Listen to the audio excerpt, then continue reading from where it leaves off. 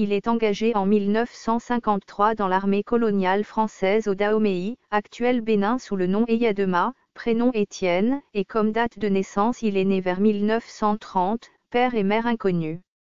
Le pays de provenance est le Tchad. À la place de signature il a posé son empreinte digitale car ne sachant ni lire, ni écrire. Il est retourné au Dahomey après les guerres où il a servi durant une dizaine d'années en Indochine, en Algérie et au Niger comme cuisinier avant d'être envoyé avec d'autres compagnons au Togo en 1962 avec le grade de sergent-chef.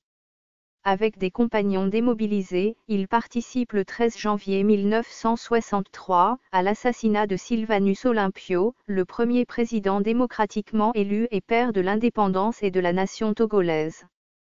Si nos souvenirs sont bons, à sa prise du pouvoir le 14 avril 1967, le sergent-chef Étienne Eyadema avait des balafres sur le visage.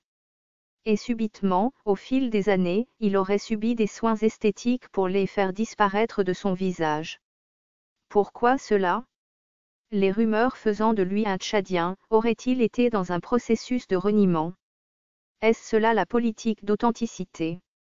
On ne connaît rien de concret sur sa famille, son père et sa mère, son enfance, sa scolarité et son éducation, soigneusement entourée d'un halo de mystère. Une bande dessinée à sa gloire parue en 1976 évoque pour la première et unique fois le souvenir de son père, tué pour s'être rebellé contre les travaux forcés imposés par l'administration coloniale. Ce n'est que de pures affabulations pour tromper le peuple. Dans les années 1980, les Togolais ont découvert que sa mère, Maman Danida, serait née en 1878. Où et quand ? Mystère.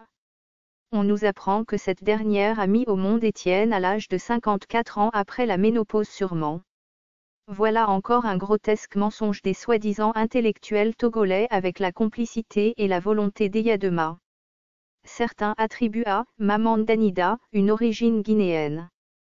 Chose curieuse et étrange, en décembre 1976, la bande dessinée « Histoire du Togo, il était une fois » Eyadema, parue sous le ministre de l'Éducation nationale Benoît Yaya Malou de l'époque, fut imposée dans toutes les écoles sur l'ensemble du territoire national aux enseignants. Cet ouvrage a été réalisé par ABC, Afrique Biblio Club, de Paris, un groupe européen, pour tromper le peuple, falsifier l'histoire et escroquer le président Étienne Eyadema. Étienne est présenté comme une force de la nature, mais son instruction, probablement arrêtée au cours élémentaire, est passée sous silence et pourtant nous disait-on qu'il était surdoué et intelligent. On sait en revanche qu'il fut polygame et qu'il a laissé une nombreuse progéniture.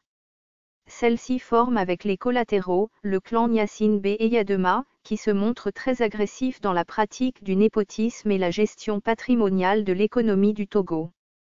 On passe tout le temps à tronquer l'histoire du Togo et abrutir le peuple, car le sergent-chef Étienne Eyadema, marmiton de son État, n'avait jamais été chef d'état-major de l'armée togolaise. Il n'a assuré que l'intérim et il n'a jamais été confirmé, ni nommé à ce poste par le président Nicolas Grunitzky. Pour l'histoire et la réalité des faits, feu président le général Étienne Gnassingbé Eyadema n'est pas le père de la nation comme on le prétend. Il ne faut pas chercher à tordre le cou de l'histoire. Il est bien inscrit sur le monument de l'indépendance depuis 1960 ce qui suit, hommage au peuple togolais. Peuple togolais, par ta foi, ton courage et tes sacrifices la nation togolaise est née. Cette inscription est antérieure à l'avènement du régime Eyadema. Même sa mort le 5 février 2005 annoncée au peuple et ses obsèques du mois de mars de la même année ne seraient que des mensonges. Car le général Étienne Gnassingbé Eyadema ne serait pas mort ce jour-là, mais quelques jours avant et son enterrement aurait eu lieu le 13 février 2005. Toujours le 13 fétiche.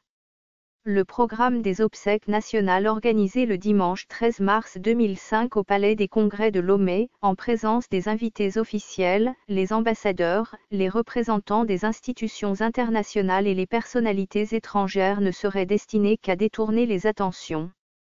Nous invitons les intellectuels, professeurs et historiens togolais à penser sérieusement à réécrire la vraie histoire du Togo le moment venu. car jusqu'à ce jour le peuple togolais demeure dans le flou total et ne connaît pas l'histoire réelle du Togo. Ce fichier audio a été créé par Panopreté Basic, vous pouvez le télécharger sur www.panopreté.com.